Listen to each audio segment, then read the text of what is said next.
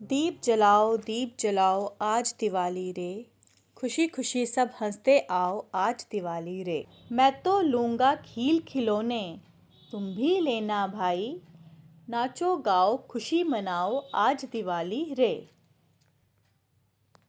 नाचो गाओ खुशी मनाओ आज दिवाली आई, आज पटाखे खूब चलाओ आज दिवाली रे।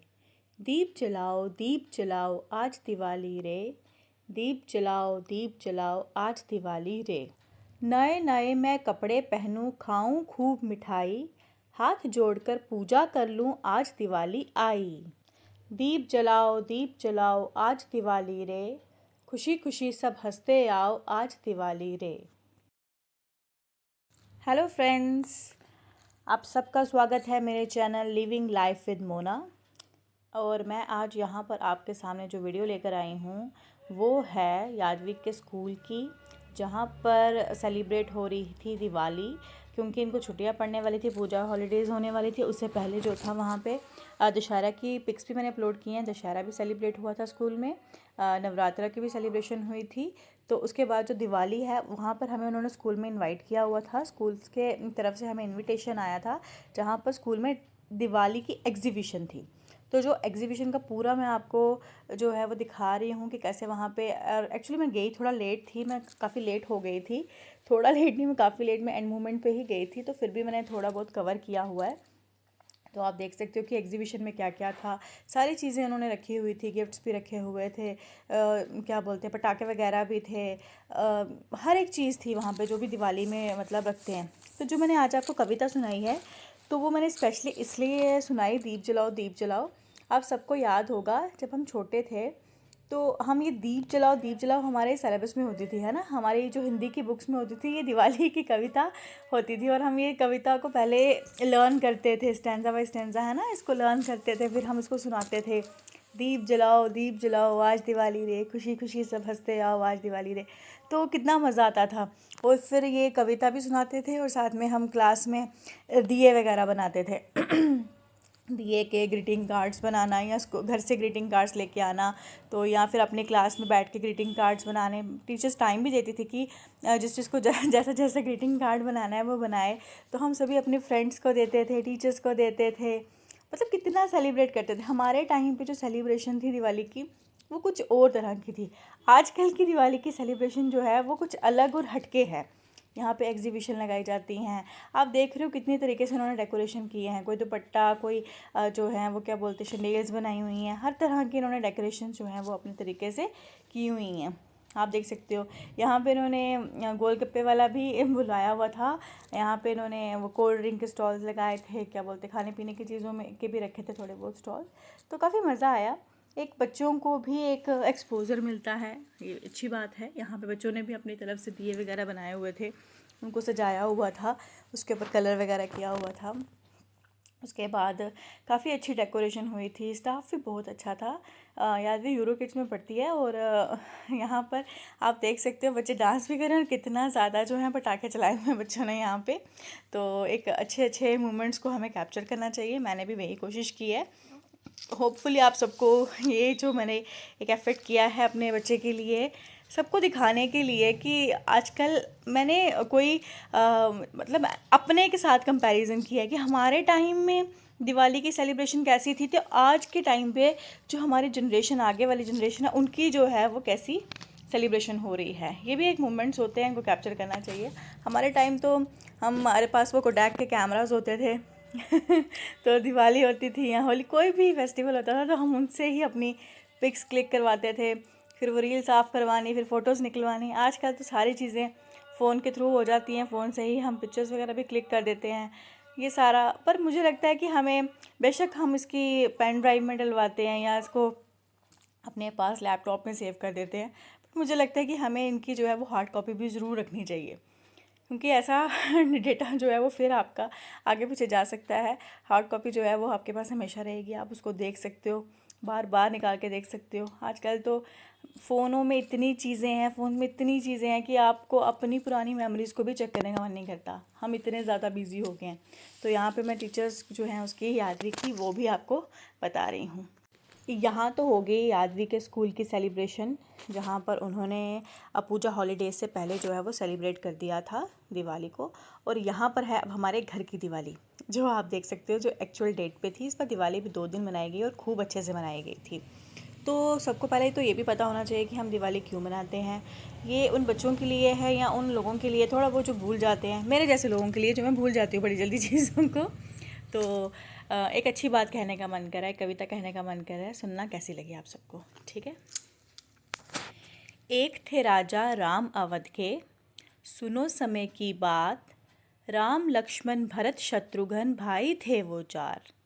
मिलजुल कर रहते थे, उनमें था बहुत ही प्यार। एक थी रानी बड़ी सियानी, राज राम की छल से उसको उठा लिया लंका के रावण ने। खूब रोई और चिल्लाई बेचारी जान की, राजा राम को गुस्सा आया लंका के रावण पर। हनुमान की सेना लेकर चले लड़ाई पर, रावण हारा, राम की सेना ने खूब खुशी मनाई। घर घर में फिर दिए जले और खूब मिठाई खाई। आह दिवाली आई, आह दिवाली आई। तो फ्रेंड्स, ये जो कविता थी आपको कैसी लगी, आपको भी प्यारी लगी या नहीं लगी, प्लीज़ बताना मुझे कमेंट में। तो एक और बात बता दूं मैं आपको कि ये जो कविताएं हैं ये मैं आगे पीछे से सर्च करके ही बताती हूँ आपको। कोई अपना ये जो है दिमाग नहीं यूज़ करती हूँ, ना ही मैं कोई जो है वो कह सकते हैं कि आप मैं बड़ी अच्छी पोइटेस या कवित्री हूँ, नहीं। तो आगे बात करते हैं कि दिवाली जो होती है वो सिर्फ दिए जलाकर या फिर पटाखे जलाकर या फिर हम कह सकते हैं सुंदर सुंदर कपड़े पहनकर, ये खा पी कर ही दिवाली जो है वो सेलिब्रेट नहीं होती है। दिवाली में हमें और भी बड़ी अच्छी चीज़ें जो हैं वो अपने करैक्टर में जो है उसको लानी चाहिए, ठीक है। तो दिवाली जो है वो सिर्फ कहते हैं ना कि बाकी दियों को जलाकर ही नहीं हमें रोशन करना है सब कुछ, हमें अपने अंदर भी उस रोशनी को लाना है जो परमात्मा की तरफ से हमें अंदर 24 घंटे चलती रहती है। उस ज्योति को भी हमें कहते हैं ना कि इल्यूमिनेट करना चाहिए। तो जैसे भगवान राम जी ने जो है कि अपनी बुराइयों पे जैसे डिसिप्लिन हो गया या फिर टॉलरेंस कह सकते हो या धर्म के रास्ते पर चलकर विजय प्राप्त की है, वैसे भी हम सबको भी ऐसे ही अपने जो कर्म हैं वो अच्छे करने चाहिए, अपने कर्म धर्म जो है ना वो उसको अच्छा रखना चाहिए। बाकी तो खैर सब कुछ चलता ही रहता है, आगे पीछे की बातें तो होती ही रहती हैं। तो यही चीज़ें हमें अपने बच्चों को भी सिखानी चाहिए ताकि उनमें भी ये इनकलकेट हो सकें, ये सारी अच्छी बातें उनके अंदर भी आ सकें। अगर अब हम हैं तो हमने अपने बड़ों से जो चीज़ें सीखी हैं, टॉलरेंस हो गई हैं, बहुत सारी चीज़ें जो हैं वो डिसिप्लिन हो गया, हमने अपने बड़ों से सीखा। तो वही हमें अपने बच्चों के सामने, अपनी जो आने वाली जनरेशन्स हैं, अपने आगे पीछे जितने भी लोग हैं उनके सामने भी ये एक जो है वो चीज़ों को पोर्ट्रेट करना चाहिए ताकि वो भी अपने अंदर इन चीज़ों को अंदर जो है वो इनकलकेट कर सकें, उनके अंदर वो लानी पड़ेंगी, ठीक है। वैसे आजकल हमारे इको फ्रेंडली भी बहुत ट्रेंड में है। दिवाली जो है अब हमारी इको फ्रेंडली दिवाली जो होती है वो भी बड़ी एक क्या क्या बोल सकते हैं कि हम बड़ी ट्रेंड में हैं आजकल। तो हमें वो भी उसके ऊपर भी थोड़ा सा गौर करना चाहिए, जिसमें हम पटाखे वगैरह नहीं चलाते। मींस कि हम कह सकते हैं कि वो use less fire crackers to avoid pollution, ऐसा हम कह सकते हैं कि हमारा पोल्यूशन कम करने के लिए हम फैंसी लाइट्स नहीं यूज़ करते, सो दैट कि हम दिया जलाते हैं ताकि जो है हमारा इलेक्ट्रिसिटी भी जो है वो सेव हो सके। और मतलब काफ़ी तरीक़ों से हम अपनी दिवाली भी जो है वो इको फ्रेंडली भी कर सकते हैं। खैर उसके बाद दिवाली के तीसरे दिन आता है हमारा भाई दूज सेलिब्रेशन होती है। तो भाई दूज की मैंने थोड़ी सी पिक्स अपलोड की हुई हैं अपनी ननंद के साथ, यादवी के साथ और मेरे भाई बहनों के साथ, सबके साथ आपको सारे देख सकते हो। तो जो हमारा भाई दूज है यहाँ पे हमारे जम्मू में इसको टीका बोलते हैं, टिक्के का त्यौहार बोलते हैं। तो ये हमने थोड़ी सी पिक्स अपलोड की हुई। वैसे मैं आप सबको बता दूं, जो भाई दूज का फेस्टिवल होता है ये भी एज सिमिलर है हमारे रक्षाबंधन के जैसे ही, हम इसको कह सकते हैं ये भी एक फेस्टिवल है। मतलब it is a festival of brother and sister का एक रिलेशनशिप है, इसमें बॉन्ड है, उसको ही दर्शाता है। तो फ्रेंड्स यहाँ पर मैं एक वेडिंग अटेंड की थी, वहाँ पे मैं गई हुई थी वेडिंग अटेंड करने के लिए। एंड आई मेट, मैं इतने अच्छे लोगों से मिली हूँ कि मैं आपको बता नहीं सकती। और कहते हैं ना कि हम कोइंसिडेंसली हम कई बार ऐसे लोगों से मिल जाते हैं जो हमें बहुत मोटिवेट भी कर जाते हैं। ऐसे इंस्पिरेशनल वाले लोग, इनसे इंस्पिरेशन जो आपकी लाइफ में लाते हैं वो बड़े ही रेयर होते हैं। जो आपको एक कहते हैं ना कि एक बात भी है कहने वाली, सुनने वाली, कि एक्चुअली ये जो लाइन मैं आपके लिए बोल रही हूँ, ये गोलू जी आपके लिए, this is for you, specially for you.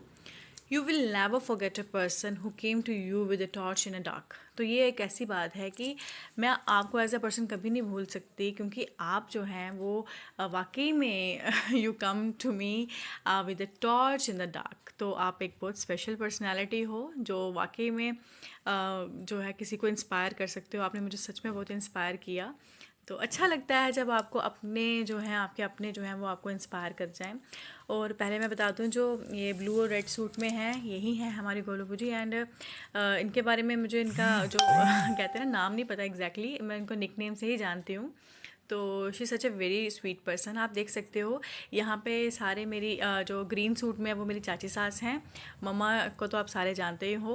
उसके बाद जो है ये चाची सास जो है मेरी, आपको मैं बताती हूँ, एक ग्रे कलर के ड्रेस में है जो गोलू जी के साथ खड़ी हैं, और एक ब्लू कलर के ड्रेस में, डार्क ब्लू कलर के, नेवी ब्लू कह सकते हैं उसमें। तो इन ये जो है ये कितनी छोटी छोटी एज की हमारी भूजियाँ हैं। कितनी लकी हूँ मैं कि मुझे सारे इतने छोटे छोटे रिलेशन वाले जो हैं वो अपनी हम उम्र ही जो है वो रिलेशन में सभी मिले हैं।